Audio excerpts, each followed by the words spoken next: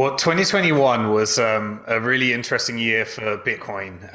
It became legal tender in the first country in the world, which means that a sovereign government used it to become, acceptable for the payment of taxes and required for citizens to accept it for payment alongside dollars. It also dealt with some of the environmental challenges that people have around the vast sum of electricity that Bitcoin's consuming. So it moved to a lot cleaner energy. And it really marked the stage for the battle of 2022, which is where central banks all around the world will be issuing central bank digital currencies and competing with Bitcoin in terms of where people will park their savings, which I think is going to be a very, very interesting political currency war that's going to happen around 2022 and beyond. Well, really, we're going to have countries defining what their ideology is. So if you look at countries like El Salvador, they're deciding that they're shifting towards a more free market form of managing their money. So rather than having a central bank, rather than relying on the International Monetary Fund, and rather than solely relying on the dollar, they're deciding that they're going to allow the central bank to be Bitcoin, because Bitcoin's monetary policy is completely known into the future. Whereas other countries like China have decided that they want to move to and maintain a more communist ideal, which is central bank digital currencies, which is more control over money. And countries are going to define. Unfortunately, countries are competing for people's attention at the moment. And we're going to see this interesting situation emerge, because the central bank digital currency is all about control and Bitcoin is all about freedom. Which one prevails? Watch this space. Well, the Bitcoin electricity consumption is an important part of the security of Bitcoin. If you look at the environmental effect of Bitcoin's electricity versus the environmental effect of the entire central banking system, it's a challenging comparison to make, but Bitcoin's way more energy efficient and more environmentally friendly. The other thing to appreciate is that because people are rewarded with Bitcoin because they play the role of central bank, and rather than the banks receiving the money, individuals that mine receive the money, the most efficient energy is the one that will receive the reward.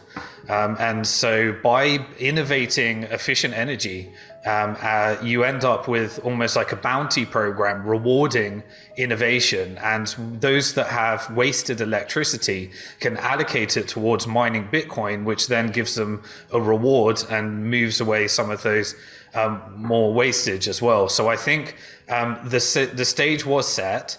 And I believe that Bitcoin has an impact and a role, and it's a free market for people to develop cleaner forms of energy. Now, when China did the ban, a lot the miners moved to much cleaner sources of electricity than what was being used in China. So it already has had a carbon impact, and businesses that are looking to create financial products out of Bitcoin will also have their goals around meeting their responsibility climate change goals. And so you're starting to see ways of investing in Bitcoin that consider not just profitability, but also environmentally friendliness. So, the cryptocurrency industry is a bit of a minefield.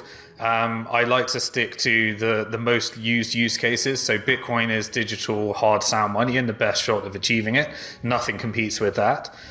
You then have Ethereum, which is really building a network effect around this thing called Web 3.0, which is where you can have decentralized internets, decentralized metaverses and virtual worlds. And so it's got a lot of traction there. And then, of course, you've got the good old stable coin, which is where you can have the power of sending money around the world, but the stability of a traditional fiat currency like the dollar. And so those really, you don't need to go much more exotic than that. The rest is really roll the dice. It's a bit of a casino. Do you want to know one thing about crypto? I made over 3,000% in profit in a few weeks. Fact is, the traditional financial system, the traditional money system makes you poor, not rich.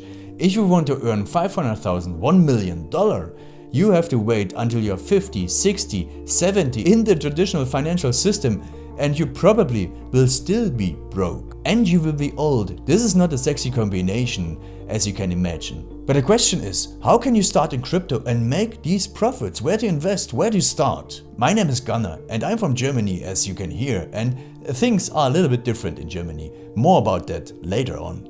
Fact is, there are lots of different cryptocurrencies. It's a gigantic universe where beginners and professionals get easily lost. But there is light at the end of the tunnel. There are 7 key steps you need to follow to become successful in this market. You have to know them, and if you fail one of them, it's literally impossible to succeed in this market. Just an example, one of the key points is your exchange, and one of the biggest are, for example, Binance and Coinbase.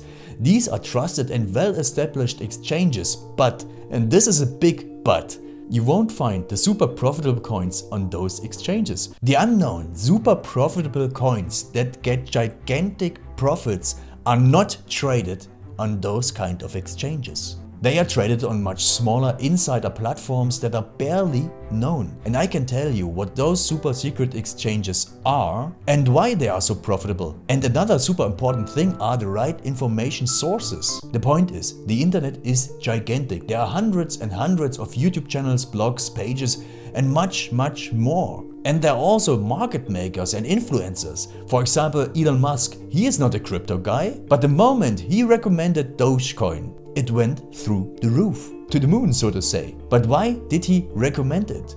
Where did he hear it from? He didn't hear it from newspapers. And believe me, he is listening to someone. But you have to know who, and you have to react before he is reacting.